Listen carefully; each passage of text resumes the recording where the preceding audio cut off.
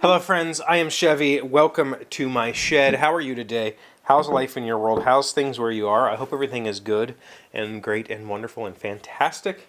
Everything here is pretty good. It's pretty awesome. It is the Friday before solstice.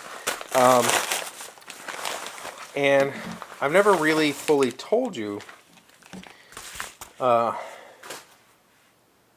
I think we talked about it last year, but solstice is the holiday that me and the girls, the children, celebrate. When they moved out, I didn't want to have this separation kind of thing, where we had to figure out who was doing Christmas and what time and all that stuff. So, I have long since touted that solstice would be the holiday that I would tell people, like happy solstice. Like something I have done for years and years and years. And so I decided, why don't we just make solstice our celebration? So that comes on Monday. But we're going to do our actual like gift giving celebration dinner family stuff on Sunday. So,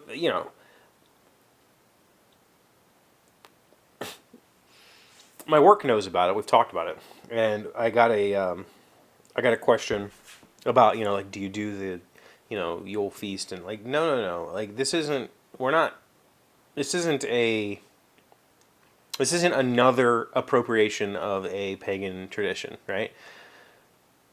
This is just, we're choosing that day to celebrate our holiday gift giving, and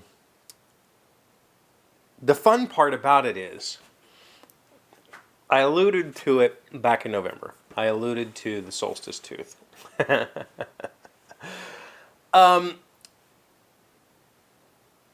guess it's something that we haven't ever talked about here. A part of my personality that we've never really discussed is that I just make stuff up. Like, all of the time, right? My kids ask me questions and I just make up answers. And usually they're really bad, cheesy, dumb dad jokes. But sometimes they go off and they take on a life of their own. My kids used to love when I would get angry because I refused to use curses in front of them, even though I'm a Marine. So cursing is like just a normal part of my everyday life. But when they were little, I would just say random, like literally random words, completely unthought, random words would come out of my mouth. And sometimes they would just latch on to the silliness that came out of my head. They still do things like Monster texted me today and said, "Hey Dad, guess what?" And my response to that question, when either of them ever asked me, "Guess what?" I always just guess some random absurdity. And I think sometimes if they ask me, "Guess what?" they know I'm going to guess. Like, I'm just going to make a guess. Like, you asked me to guess what, so So the solstice tooth was born out of that. It was born out of we saw a holiday decoration for a dentist, and he looked sadistic and terrifying. Honestly, this little like light up tooth that was supposed to be smiling, but it was red lights and orange eyes, and it just looked hideous. And so we decided that solstice tooth was our holiday tradition, and so he comes on solstice, and if you've been bad, then he just kills your family.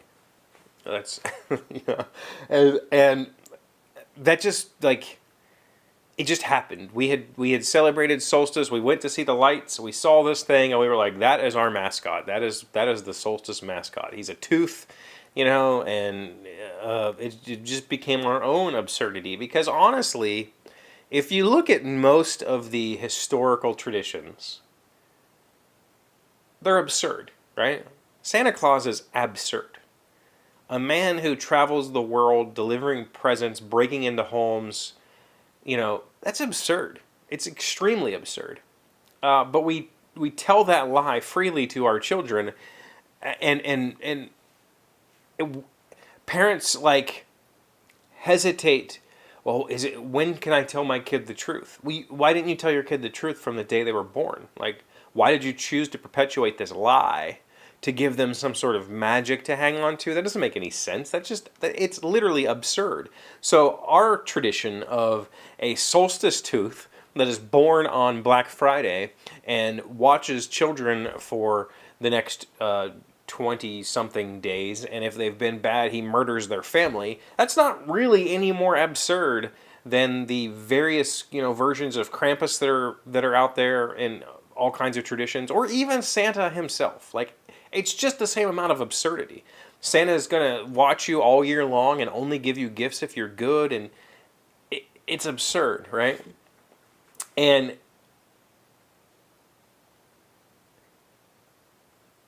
I think that's what's special about it. The absurdity is the specialness, even for Christmas. The absurdity of Christmas is what makes Christmas special.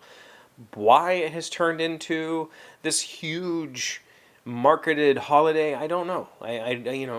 It's, you could argue that it's because it's Christmas and it's a celebration of Christ, but come on.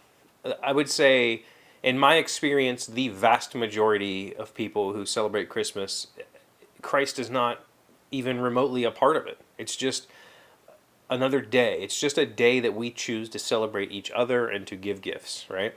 So why does it have to be on Christmas? I don't know. Our stupid little tradition is, it's our favorite. And I've, talking to Monster this week, she's decided that she's telling people about it. Like, she's telling people in her class, like, I celebrate solstice, and they ask her about it. And she's like, it's just as I've told them, it's an astrological event that happens every year between the 19th and the 21st. And that's it. Like, it doesn't need to mean anything. It means it's the longest night of the year. And because of that, we have a celebration and we eat dinner and we thank our friends and our family for being a part of our lives. We don't thank some, mystical being for bringing us daylight or anything like that. It's just a time for family and a time for being nice to each other. Yeah. I have no idea what this was about. I have no idea why I spent 7 minutes talking about this, but it is what it is. I have some gifts to finish this weekend. I have to do a little bit more shopping, and we'll be ready to go. But all that being said, happy solstice. It's actually Monday. I'll tell you on Monday again, but it's a solstice weekend. Me and my children are going to celebrate with gifts and a nice family dinner. So, thank you for being here as always. Thank you for liking, commenting, subscribing, being amazing friends and wonderful people. I really appreciate you. And I'll see you again tomorrow. Today's word you should know to sound smart is diurnal. It is an adjective meaning taking place or being active during daylight hours. The house staff knows not even to approach Nora's bedroom door before twilight because she totally rejects a diurnal lifestyle. Diurnal. D-I-U-R-N-A-L. I would argue that my children are not diurnal. But that's a good word. There are creatures in the book that I'm working on that are diurnal. Like strictly diurnal. I should use that.